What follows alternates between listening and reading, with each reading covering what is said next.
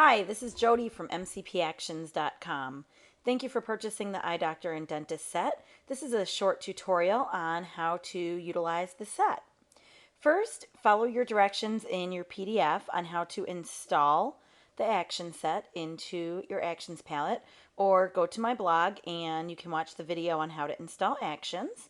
Once you've done that, you will find them in your actions palette. Once you've loaded them in, you'll see it says MCP, Eye Doctor and Dentist. Go ahead and click on this little arrow right here. That will open up the actions. You'll see there's the copyright, the instructions and tips, and you can run through those for a few more tips as well.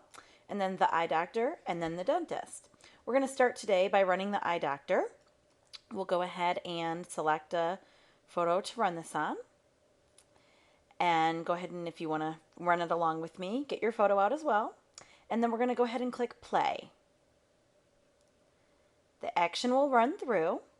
We need to make sure we've got our layers palette open so we can work on this action. Nothing will happen once you've clicked play to your photo itself, but there will be stuff running in the background in the layers palette.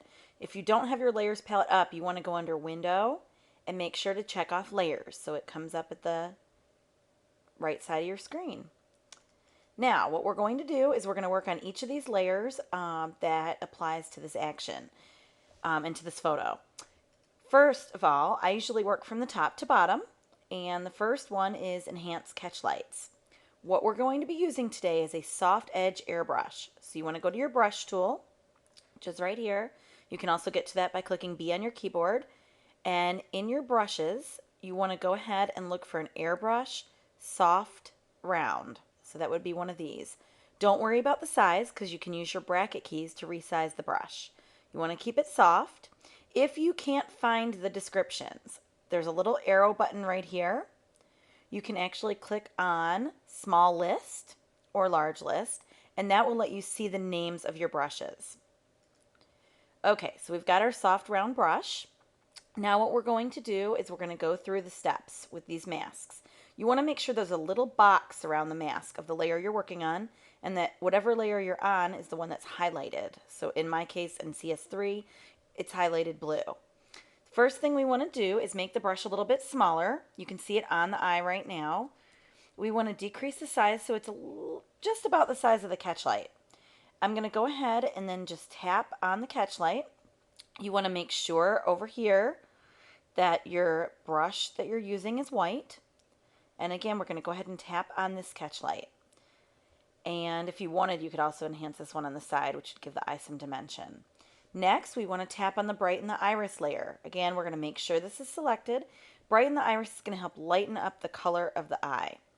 If you don't want it light, if you're working on a photo with really light blue eyes or something, then you don't want to use this. And all I did was kind of quickly swept around that part of the eye. Now, this to me looks too bright. I'm going to go ahead and decrease the opacity of this layer. And again, with the catch light layer, you can also decrease the opacity if you felt that the default was too much. Next is brighten the whites. The whites are pretty good on this photo, maybe a little bit in the gray side.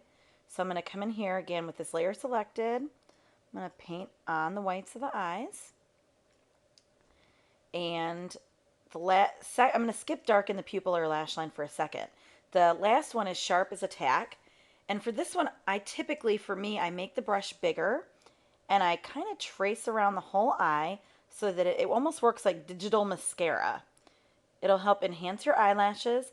And if you paint over the eye, it will darken it a little bit up. So you'll see it gets a little bit darker because it's pulling pixels together, but it really makes it sharp and pop. If you prefer keep the eye a lot lighter, then you'd go ahead and swap your colors in the color picker. I now have black in the color picker, and I did that by clicking the X key on my keyboard, and you could tap back on the eye. But as you see, I personally like it better this way. So we'll go ahead and paint that back. So you can see now, if I click on and off, for example, that layer, the sharpening, you'll see how much sharper and how much more punch they have with them sharpened. Darken the pupil or lash line is the one that I really don't use a lot, but with a college or high school or college senior or even an adult, you may want to do this. It almost works like digital eyeliner. You can see if I come up in here, we can go ahead and just tap under the eye and it'll just kind of deepen that line under the eye. So again, this is with it on, and this is with it off. I kind of like it off better. But that's just, if you want to use that, keep it on. If you don't, you can just leave it alone. So here we are done with doing the eyes now, and here's your before, and here's your after. Okay, we can work on one more real quick. I'm just going to kind of run through this one as well with you. And I'll actually just work on one eye here. So we'd go ahead and we would go to the MCP, lost it here, there we go, eye doctor, press play. And once it's done running, again, I just quickly go in here with a white brush and I enhance the catch light. To me, that's a little bit bright, so I would go ahead and pull it down a little bit.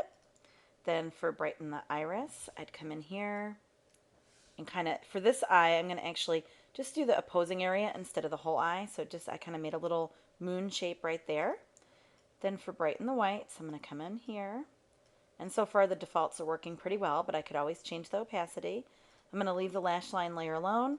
And lastly, sharp as a tack, I'm going to brush over the whole eye. You can see it allows some specks to get sharpened, so you can see a lot of detail in the eye. And you can watch the eyes come alive as I paint the mascara on as well. And there you have it for that. Lastly, we are going to work on the dentist. Here's the dentist. You can see nice lovely yellow teeth. We're going to go ahead and press play on the dentist. Again, nothing will look like it's happened. And the first thing we're going to go ahead and do is brush the teeth. And again, you're going to use a soft edge airbrush in white to brush the teeth. You'll see they got a lot lighter and they still have some yellow in them. Polish your teeth if you want them a little bit brighter. You can do that later. We'll go ahead and skip that for now and go to whiten your teeth. And we're going to go ahead and click on whiten the teeth and whiten them up. Now, if they look too white, you don't want the teeth to look unnatural. This will take all of the yellow out of the teeth. We would want to go under filler opacity and bring it down a little bit. So here I've got it at about 67%. So there's very natural yellow in it, but you can see if we click on and off that layer, what a difference it's still made. So there you have it. If I click on this background layer, we can see the before, and there's the after. Quite a difference. That's how you use the MCP Eye Doctor and Dentist Action Set. Thank you so much for watching, and you can also refer to your PDF file if you have more questions. And if you are stumped, please give me a buzz via email. I offer one-on-one Photoshop training. Thank you very much, and have a nice day.